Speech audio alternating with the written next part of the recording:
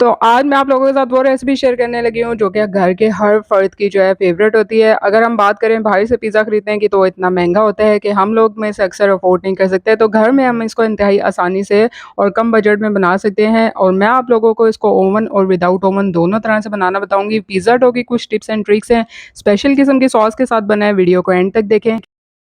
अस्सलाम वालेकुम, welcome to my YouTube channel kitchen with Sam. तो सबसे पहले तो जो चैनल पे नए हैं तो काइंडली इसको सब्सक्राइब कर दीजिए, वीडियो को लाइक, कमेंट और शेयर ज़रूर किया कीजिए।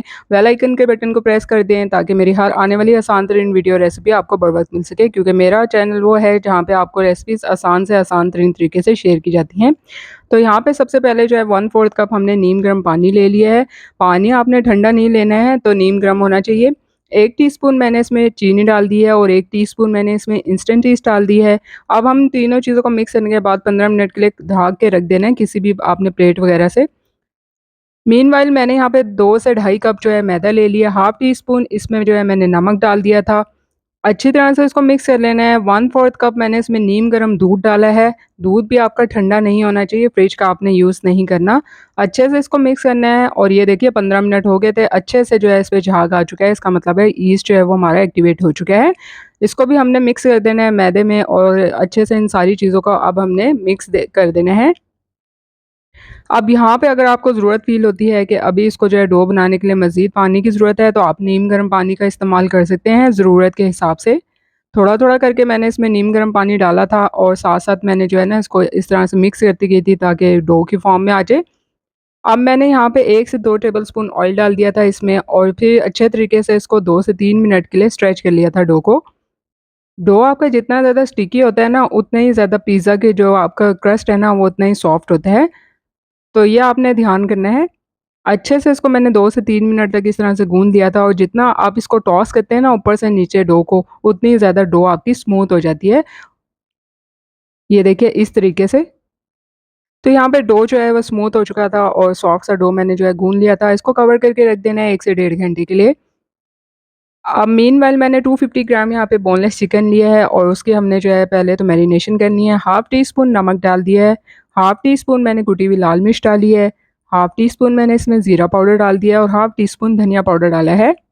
साथ ही मैंने हाफ़ लेमन लिया था और उसका जूस डाल दिया था। यहाँ पे मैंने हाफ़ टी स्पून लहसुन पाउडर डाला है, आप फ्रेश जो है वो यहाँ पे इसमें गार्लिक भी यूज़ कर सकते हैं और 1 टीस्पून मैंने इसमें पेपरिका पाउडर डाला है। अगर आपके पास कश्मीरी लाल मिर्च का पाउडर है तो वो भी ऐड कर सकते हैं जस्ट कलर के लिए।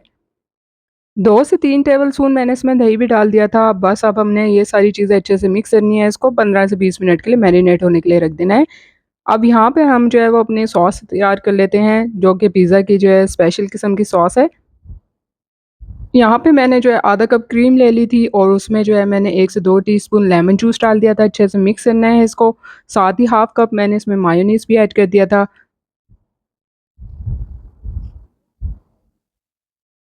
तो यहाँ पे इन तीनों चीज़ों को हमने अच्छे से मिक्स कर लेना है और इसके साथ ही मैंने इसमें जो है ना कुछ ड्राई हर्ब्स भी ऐड किए हैं। तो यहाँ पे मैंने इसमें ऑरिगेनो डाल दिया है 1 टीस्पून और साथ ही मैंने इसमें ड्राई पार्सले भी डाल दिया है 1 टीस्पून और हाफ़ टी स्पून जो है ना मैंने इसमें काली मिर्च का पाउडर डाला था। अच्छे से इन तीनों चीज़ों को हमने मिक्स कर लेना है, तो स्पेशल किस्म की रेंच पिज़्ज़ा सॉस जो है वो रेडी हो चुकी है। अब यहाँ पर जो है चिकन को 20 मिनट हो गए थे मैरिनेशन के लिए रखे हुए, तो पैन में मैंने 1 से 2 टेबलस्पून ऑयल डाला था और इसको हमने चिकन को पका लेना है। 5 मिनट तक हमने इसको कवर करके रखना है ताकि चिकन जो है अच्छे से गल जाए और उसका सारा पानी ड्राई कर। यहाँ पे 1 से डेढ़ घंटा हो गया था डो को रखे हुए और देखिए कितना अच्छा सा साइज़ में डबल हो चुका था। आपने गरम जगह पे रखना है ताकि जो है अच्छे से साइज़ में डबल हो जाए। तो देखिए यहाँ पे यीस्ट ने अच्छा से अपना काम किया है। चिकन जो है वो फुल्ली डन हो गया था, इसका पानी सारा ड्राई कर लिया था। ये जो आप नीचे जाले देखते हैं ना, इसका मकसद ये होता है कि यीस्ट ने जो है ना अपना प्रॉपर इसमें काम किया है। यीस्ट आपका पुराना नहीं होना चाहिए, वरना डो आपका जो है ना सारा ख़राब हो जाएगा। यहाँ पे मैंने इसको 2 बराबर हिस्सों में जो है डिवाइड कर लिया था। आप चाहें तो अगर लार्ज पिज़्ज़ा बनाना चाह रहे हैं, एक ही पेड़े से भी बना सकते हैं। मैंने यहाँ पे आपको विदाउट ओवन भी बनाना बताना है, तो इसलिए मैं 2 बराबर के हिस्सों में इसको डिवाइड करती हूँ।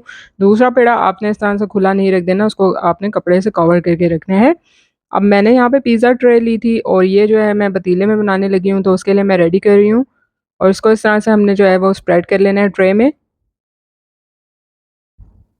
और इसमें जो है हमने फ़ॉर्क की मदद से अच्छे से सुराख कर लेना है ताकि जो है इसको फूलने में जो है मदद मिले। टेम्परेचर बहुत मैटर करता है, चाहे आप पतीले में बना रहे हैं, चाहे ओवन में बना रहे हैं, तो वो आपसे शेयर करती हूँ मैं कि आपने कौन-सा टेम्परेचर रखना है।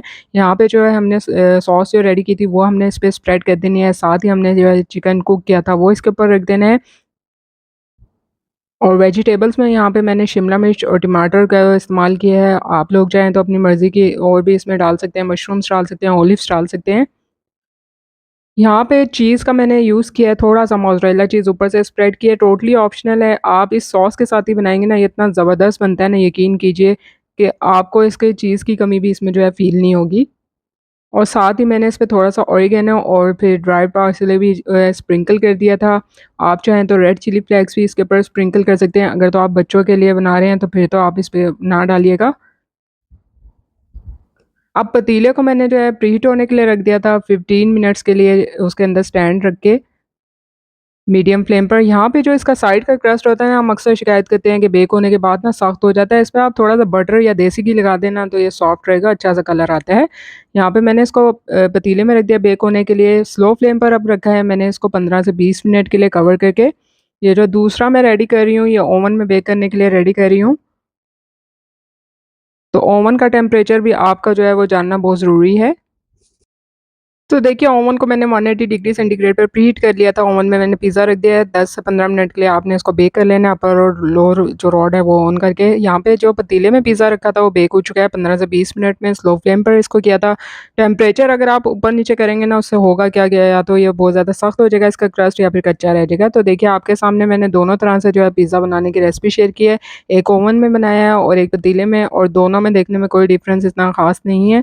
तो आप लोग जो है वो इसको, अगर ओवन नहीं है तो इजीली पतीले में बेक कर सकते हैं। नीचे से भी आप देख सकते हैं कितना अच्छा-सा जो है कुक हो गया है, और सॉफ्ट कितना ज़्यादा है आप देख सकते हैं इसका जो ये क्रस्ट है। तो उम्मीद करती हूँ कि आपको आज की ये रेसिपी पसंद आएगी, स्पेशल किस्म की सॉस के साथ ये पिज़्ज़ा।